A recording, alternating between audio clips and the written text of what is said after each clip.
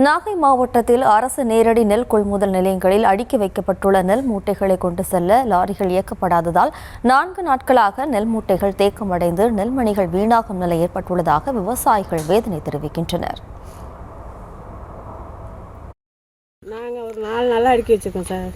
4 நாளாக அடுக்கி வச்சுக்கிட்டு நாங்கள் நேற்றிலேருந்து அலைஞ்சிக்கிட்டு இருக்கோம். என்ன சொல்கிறாங்க? அவங்க ராலி வெள்ளன்னு தான் மிஸ்டேக் சொல்கிறாங்க. ராலி உடனே ஏற்றுனா நாங்கள் எடுக்கிறோன்னு சொல்கிறாங்க. அவங்கள பற்றியும் குறை சொல்ல முடியாது. ராலி வெள்ளை அடுக்க இடம் இல்லை. அவங்களும் நம்மள ஆளும் அனுசரித்து போகணும்லங்க. இது தொடர்பான கூடுதல் விவரங்களோடு இணைகிறார் நமது செய்தியாளர் லெனின். வணக்கம் விவரம். வணக்கம் ஜெயஸ்ரீ.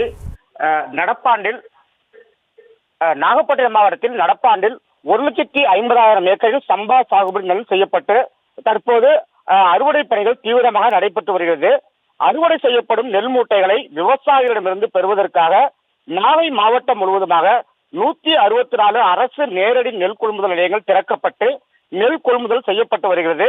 இந்த நிலையில் நெல் கொள்முதல் நிலையங்களில் பிடிக்கப்பட்ட நெல் மூட்டைகளை நெல் குடங்களுக்கு எடுத்து செல்ல லாரிகள் இயக்கம் செய்யப்படாததால் நெல் மூட்டைகள் தேக்கமடைந்து நெல் கொள்முதல் நிலையங்களே பல நாட்களாக அடுக்கி வைக்கப்பட்டுள்ளன. இதனால் மேற்கொண்டு நெல் மூட்டைகள் கொள்முதல் செய்து மூட்டைகளை அடுக்க இடமில்லாததால் பல இடங்களில் கொள்முதல் செய்யும் பணிகளும் நிறுத்தப்பட்டுள்ளது. இதனால் கொள்முதல் நிலையங்களில் பணியாற்றும் ஊழியர்களுக்கும் விவசாயிகளுக்கும் பிரச்சனைகள் ஏற்படும் சூழ்நிலை உருவாகி வருகிறது.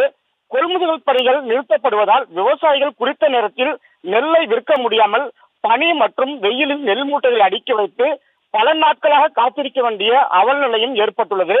ஏற்கனவே ஈரப்பதம் தளர்வு இல்லாமல் கொள்முதல் செய்யப்படுவதால் பல நாட்கள் வெயிலில் காய வைத்து கொள்முதல் நிலையத்திற்கு கொண்டு வந்தால் அங்கும் உடனே எடுக்காமல் பனியில் மூட்டைகளை போட்டு வைப்பதால் ஈரப்பதம் கூடி நஷ்டம் ஏற்படுவதாக வேதனை தெரிவித்துள்ளனர் விவசாயிகள். உடனடியாக அரசு நேரடி நெல் கொள்முதல் நிலையங்களுக்கு கூடுதலாக லாரிகளை இயக்கி கொள்முதல் செய்யப்பட்ட மூட்டைகளை குடங்களுக்கு ஏற்றி செல்ல வேண்டும் என்று விவசாயிகள் கோரிக்கை வைத்து வருகின்றனர். ஜெயஸ்ரீ.